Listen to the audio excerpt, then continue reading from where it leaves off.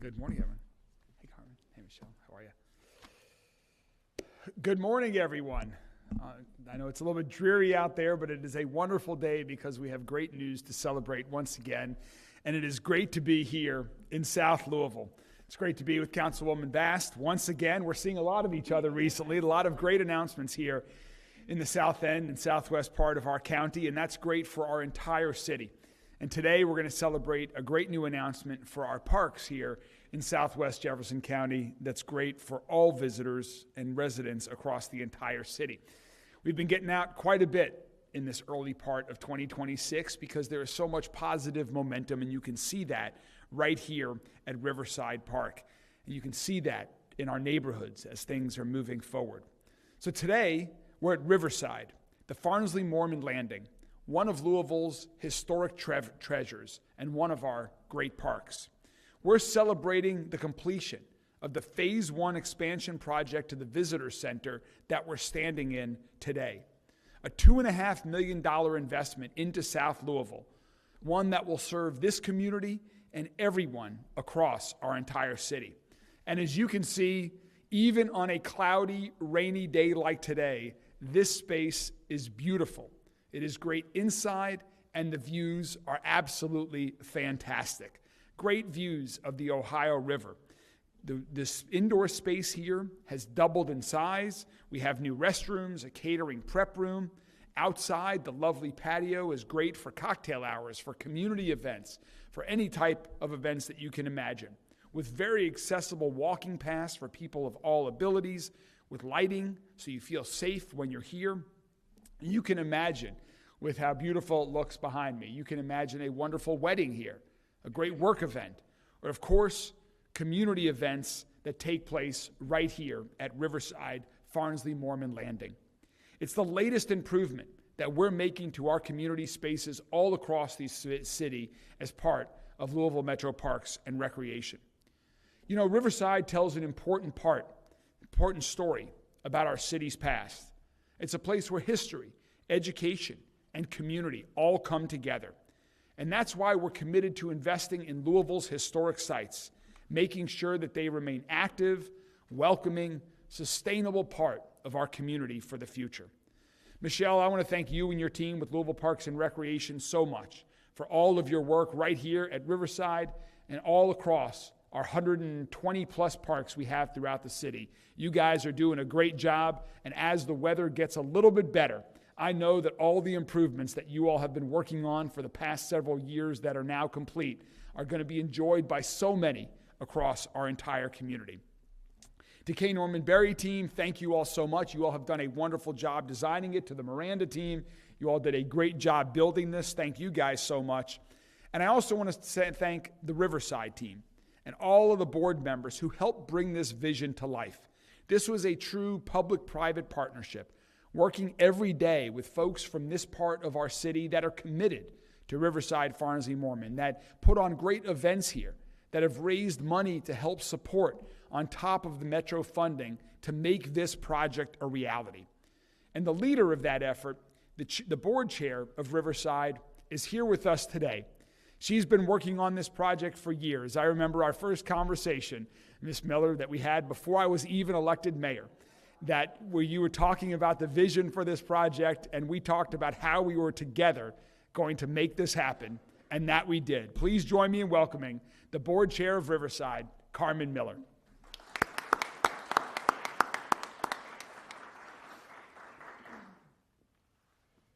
Well, good morning. So happy to have everyone here to see this wonderful new renovated addition here that we have. And although it's a rainy morning, I think our spirits are high because we come and see this beautiful facility.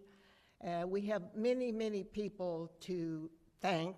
First of all, we want to thank our mayor for his help in funding this beautiful a project. And we have a representative here from the Brown Foundation. They were one of our huge donors.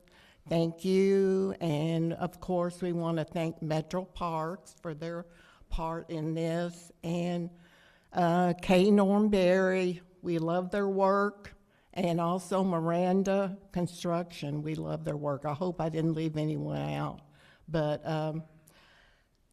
today is the first day that we can really celebrate the work of our community, our board, and all the people just named, because this facility hasn't been remodeled or redone since 1993 when it was first built. So it was time for something new, and this community really needed this, because this is a place that now we can host larger events for the community. We can have more room for classes and field trips and all sorts of reunions and wedding receptions here. So this is a facility that the community really, really needed. And I thank you, Mayor, for your attention to this part of the community, because stakeholders have waited a long time to have something like this in our area. As the mayor mentioned, we have a new prep area here. We have new dressing rooms and restrooms, and most of all, we have this beautiful view here. If you haven't witnessed this, when the sun's shining through here, it's just like a dream come true. So, and this area here opens up to the river, which is an integral part of the history of Riverside. So I want to thank everyone again, and I want to invite you, if you haven't been, to the community event, which will be on Saturday, March the 7th from 1 to 4, and come out for some free family fun and door prizes and other activities, free tours of our house. And one other thing, we have a Derby brunch coming up at the end of April, the Mayor's Derby Brunch on the River, and that's April the 26th, so make sure you put that on our calendar. It's a lot of fun. Thank you all for coming out, and enjoy your day.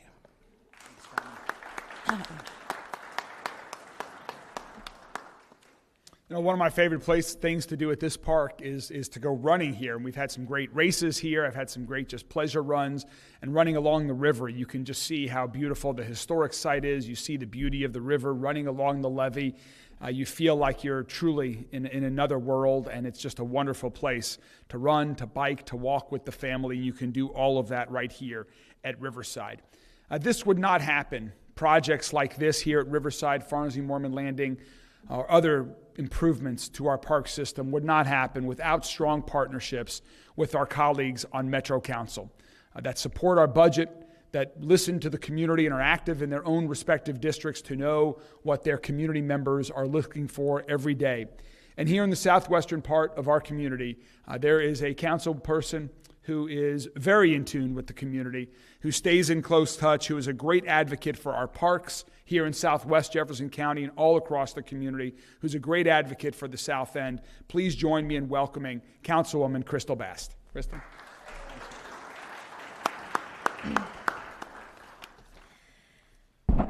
Well, good morning, everyone. What a beautiful day to celebrate something that's truly been a long time coming in completion in expanded visitor center. On February 6th of 2025, we officially broke ground on this project. And today, we get to stand here together and celebrate what the vision has become. This is more than a construction project. It's more than bricks. It's beams and blueprints, and it's investment in gathering and connection and the future of this community. This expansion marks the first renovation of this building since it was originally completed in 1993. Think about that for a moment. For more than 3 decades, this space has welcomed visitors, hosted events, and served as a gateway to everything that makes this area special. But like any well-loved place, it was time to grow, time to adapt, and time to dream a little bigger. And dream bigger we did.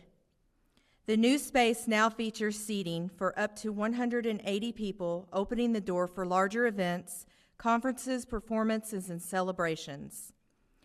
We've added a new catering prep area, making it easier to host high-quality gatherings right here on the site. There's a dressing room for performances and presenters, additional restrooms to better serve our guests, and the outdoor patio and event space that truly takes advantage of one of the greatest natural assets. Because let's be honest, that breathtaking view of the Ohio River deserves to be experienced, not just glimpsed through a window. And this expansion allows us to fully embrace the view and create a gathering space that reflects the beauty right outside these doors. This $2.5 million project was made possible through partnerships and commitment. $1.5 million came from the city budget, and an incredible $1 million was raised by the nonprofit board. That kind of collaboration says something powerful. It says this community believes in this place. It says we're willing to invest in spaces and bring people together. And that's really what this is about. We're looking forward to hosting more private rentals, weddings, reunions, corporate meetings, as well as expanded public programming for more community events. More opportunities for neighbors and visitors alike to come together in memories made right here at Farnsley Moremen. And the celebration isn't over yet. I hope you'll all join us this Saturday, March 7th, for our community open house, complete with cocktail party and ribbon cutting. It will be another opportunity to walk the space, see what's new, and to celebrate this accomplishment. Today, we celebrate progress, we celebrate partnership, and most importantly, we celebrate a space that will continue welcoming people for decades to come. I can't wait to see what the future holds for this amazing location and to continue being part of the process of this positive growth, opportunity, and connection. I'm looking forward to working with Mayor Greenberg over the next few years and probably drive him a little crazy with all the big ideas for this beautiful area. But now that good things are happening, big visions, strong partnerships, and just enough persistence to keep us pushing forward. Thank you all for being part of this today, and thank you all for visiting. Thank you so much, Councilwoman Bast. Michelle, how do people rent this space? Is there a number that they call, or just on our website? It's on our website. You can contact Patty Lynn and her team. Okay. So please, if you're interested in renting this beautiful space, I hope the media will get that information out to the public, the Louisville Metro Parks and Recreation website, where you can go for more information on how to rent out the space. I hope you guys will show some of these beautiful views, even on this rainy, gray day like today. I think the public, probably most people in Jefferson County, don't even know how beautiful the views are here at Riverside Farnsley Moremen Landing. And so hopefully you all can help us show this beautiful new space and the beautiful new views and this entire park to the entire community.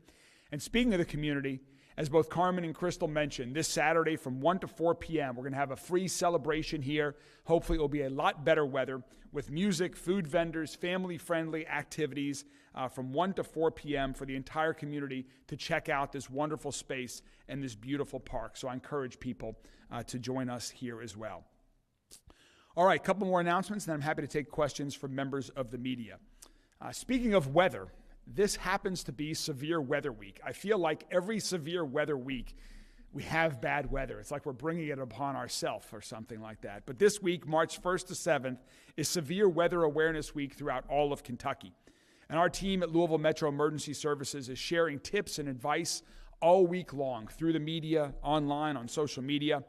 And one thing to be aware of is that tomorrow, so Wednesday, at 10:07 a.m., the annual statewide tornado safety drill will take place. That's at 10:07 a.m. tomorrow morning. So all across Jefferson County, our outdoor warning sirens will sound, weather alert radios will activate, and television and radio stations will broadcast that alert. Emergency services personnel will also send a notification through our lens alert system. So I want the public to be aware that, as they say, this is just a test. And the test alert will be pushed to mobile phones, smartwatches, and other devices throughout Jefferson County. This is yet another good reminder, when we're not in the middle of severe weather, to sign up for Lens Alert by texting Lens Alerts, that's LENSALERT, to 67283. It's a great system. Last count, I think we had over 50 or 60,000 people that had signed up. A great way to stay informed on things going on when winter weather, when severe weather or other emergencies around the county strike, and we can stay in touch. You can also download Lou Ready, which is Louisville's emergency preparedness app, for helpful tips on severe types of emergencies. The last thing I'll say is that the General Assembly continues to be very active in Frankfort, and my team and my administration and I continue to be very engaged with activity in the General Assembly, advocating for investments in our community, advocating for laws like the bill that passed out of the House yesterday that bans Glock switches, advocating to help support the building of more housing all across Jefferson County and the entire state of Commonwealth. And so we will continue to be very active over the remainder of March and into April as the session continues. But we continue to be active to advocate for investments and good policy across all of Kentucky. Thank you all so much for joining here today. I'm so excited that we got this open. And with that, I'm happy to take questions from members of the media on this or any other topics. Speaking of Frankfort, there's a bill introduced there, House Bill 607. It would have a lot of impacts on Louisville. Some of the proposals include changes to appointments to the Ethics Commission, a lower threshold for incorporating as a suburban city, and split rate property taxes. I just wonder if you have seen that bill, what your main takeaways from it are, because it's so far reaching, and how you think it would help or hurt. Yeah, so the question was about House Bill 607 that's been introduced that really is geared toward just changing, once again, the system of government here in Louisville. I think it's time that we just focus on the system that we do have. There have been a lot of changes in place over the years. And so we've been in touch and have provided some feedback to Representative Lewis, who's the sponsor of that bill. We hope to continue to have some discussions with him about that and the implications it might have for our city. The question was about any other bills that I'm watching particularly. I mean, there's a lot. The biggest bill is the budget bill. So we're very focused on that and the one-time investments that we might have the opportunity to make to improve our community, whether it's downtown or whether it's here in Southwest Jefferson County or any other part in between. There are a lot of asks from the city and from other organizations, from the university, all across our entire city. We're also, as I mentioned, we're actively supporting the bill that passed out of the House yesterday that would ban Glock switches. Those are devices that convert handguns into automatic machine guns. We're very actively engaged in some of the bills that are working to make it, to support the development of more housing, single-family housing in particular, across the entire community. Those are some of the ones that we're very actively engaged with right now, but there are new ones that seem to be filed every day as we come up to the filing deadlines, which I believe are this week. So. About your stance about the update to the city mass ordinance to include law enforcement not being able to conceal their identity in the climate we are today with ICE? Sure. The question was about my position on a proposed Metro Council ordinance regarding federal agents wearing masks. Thank you for asking. As I've said before, I don't think that federal agents should wear masks, just as I don't think any law enforcement should be wearing masks. I'm proud that at LMPD we're focused on transparency, building trust with the community, engaging with the community. Every LMPD officer wears a body camera. They wear badges that state their name and identification. They do not wear masks, and I know that the chief supports that policy as well. And so I would support a policy that does not permit federal agents or any law enforcement from wearing masks except in certain limited circumstances, that would be very unique and very specific. And locally, there's a proposal in front of the Metro Council that would allow for health insurance benefits to start on day one of employment for Metro employees. Do you have any thoughts on that and what implementation on that would look like if it does pass? Sure. The question was about, there's a proposal in front of Metro Council about starting health insurance on day one of an employee's tenure with the city government, as opposed to waiting what I believe is 30 days right now under the current I support that concept. The challenge is at this moment right now, whether we can afford to make that happen. I've just started the process of preparing the budget that I'll propose to Councilwoman Bast and her other 25 colleagues on Metro Council.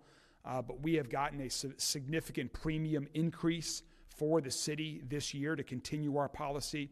We have 6,000 Louisville Metro government employees that are on health care right now that are part of our Louisville Metro government team, and ensuring that we provide them with affordable, good options for health care is our first priority. We want to make sure that there is a health insurance plan that doesn't cost them anything. We want to be able to maintain that.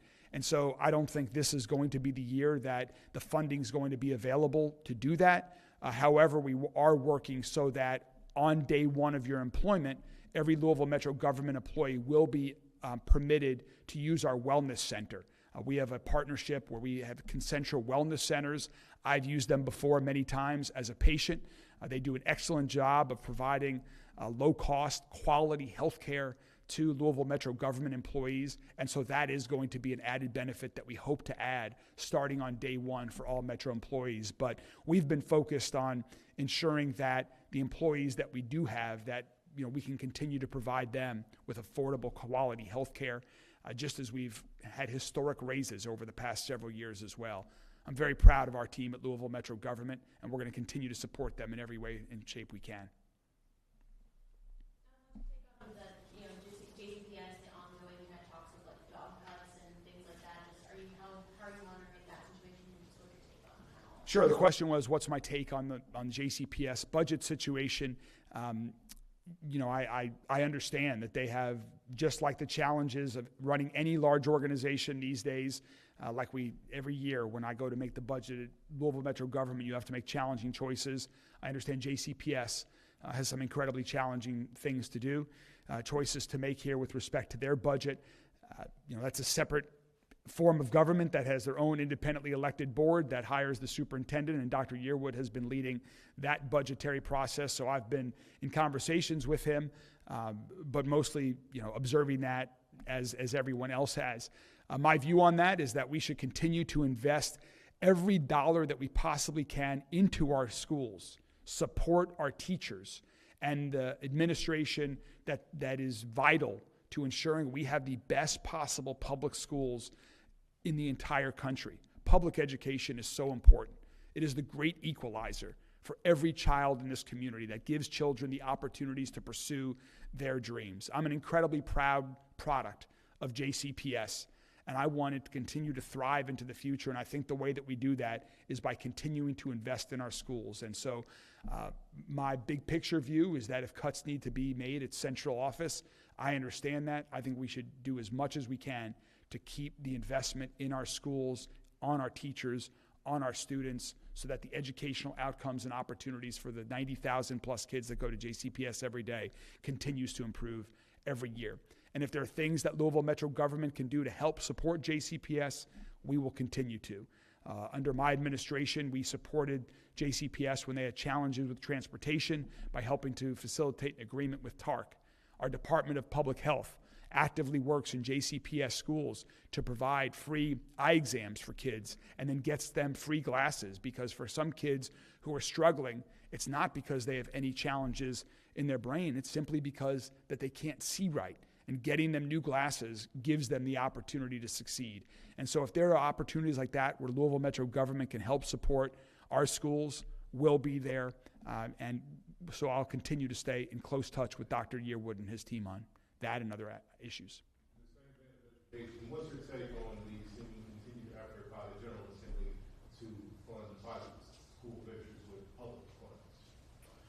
So the question was about the state's effort to try to fund private schools. Again, I'm a strong believer in public education, and I think our public dollars should be invested in JCPS and other public school districts across the entire state of Kentucky.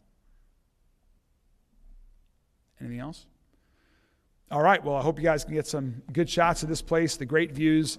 Again, thanks to Michelle and the Parks and Recreation team, Carmen, the entire board at Riverside, Crystal, everyone from Metro Council and the teams that helped make it happen. We are going to cut a ribbon. So if the parks team, if the board of Riverside, the folks that helped design and build this can come on up, we'll collectively cut a ribbon and declare this new event space officially open. Thank you all.